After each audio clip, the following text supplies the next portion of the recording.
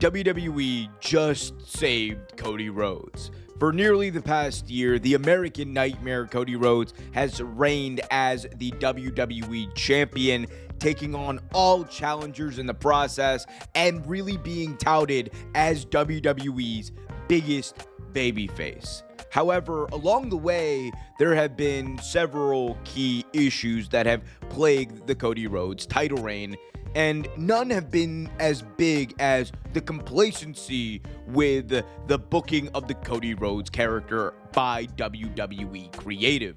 They have not shined him in the light that people expected. He has not been a leading character on the show, and from the feuds he had with the Bloodline to a fledgling feud with AJ Styles, there was very little over the past calendar year that lent itself to featuring Cody Rhodes as a character prominently as the lead figure in his story. However, the beatdown at the hands of John Cena at Elimination Chamber seemingly changed all of that. We saw, for the first time outside of the run that Cody had with Kevin Owens, WWE prioritize building up a challenge for Cody to conquer. And that is not to say that Cody has not had challenges to conquer in the past. However, if you look at the stuff that he did with the Bloodline specifically, which really took up most of his title reign, the fact of the matter is that Cody wasn't the main character. And that is a major problem coming from WWE booking. Because whereas Roman Reigns, who really was the reason why the solo Cody stuff took off, and then we saw the big tag team match at Bad Blood, while Roman was the reason all of that happened, and he was really the catalyst for that entire ordeal, Roman Reigns was the world champion for nearly the previous 3 years. Roman Reigns was the guy on top for all that time, and we had already seen him in that position. We had not seen Cody Rhodes in that position for at least over half of his title reign.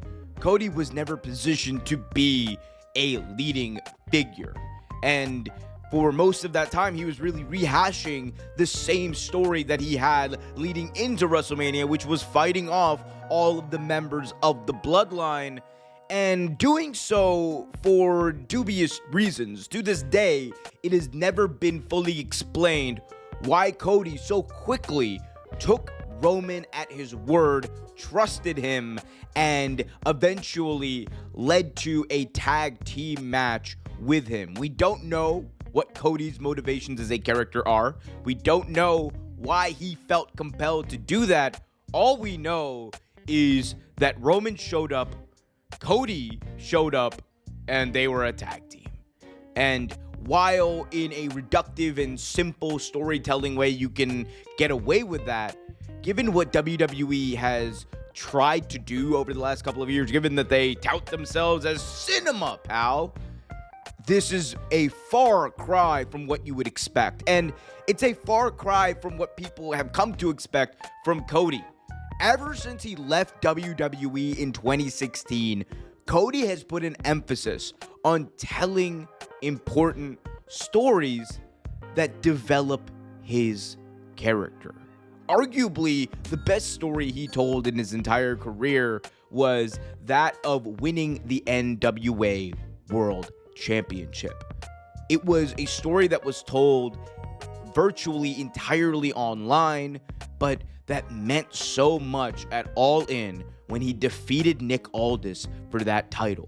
Cody at that point not only manifested the dreams of his father, but also did so on his own terms and made history in the process. And while you could also argue that WrestleMania 40 was a bigger, greater, and more grandiose moment, I think that if we're looking for character development, that NWA World title win probably meant more. Whereas going into WrestleMania 40, there was so much that WWE had to do in the weeks leading up to it to reverse the damage that they had done to the Cody Rhodes character in that now infamous segment on SmackDown where Cody, for no apparent reason, gave away his WrestleMania main event spot to The Rock. And ever since then, we have been going back and forth with the Cody character. Ever since then, we have been on a weird journey where Cody's essentially been the same guy with no three-dimensional aspects to him, which again, a far cry from what we've come to being used to from Cody. But Elimination Chamber seemingly changed all of that, because not only does Cody have an opponent that he can now face, a threat he must now overcome, but he also needs to do it by looking inward and growing as a character. The entire time that The Rock was trying to recruit Cody, he was trying to do so in order to steal Cody Rhodes' soul. Bring him over to the dark side. Bring him over to the corporate side. Make him The Rock's champion. And by refusing that, Cody laid his foot in the ground and said, I am a good guy. I know who I am.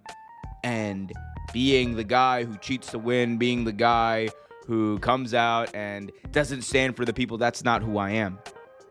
But John Cena, someone who has literally been that his entire career, took the opportunity at the first chance he got when The Rock seemingly put that offer out there.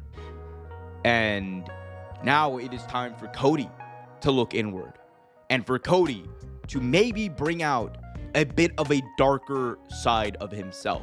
It might be time for Cody to go to a dark place in order to defeat this version of John Cena, someone who is about to enter his final year of pro wrestling action, someone who is going to be done in December, but someone who is as motivated as ever to win that 17th World Championship, defeat Cody Rhodes at WrestleMania, and etch his name in WWE history. And for Cody, the question is, what does he need to do in order to stop that?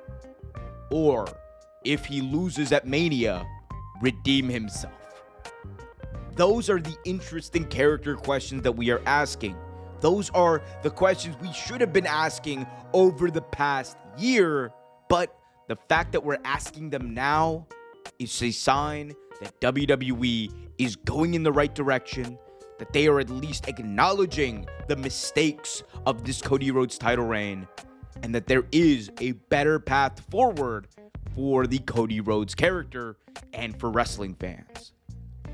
Am I too optimistic? Will they get this right? Is this just another big moment that will likely turn into nothing? I don't know, but hey, I guess we'll see.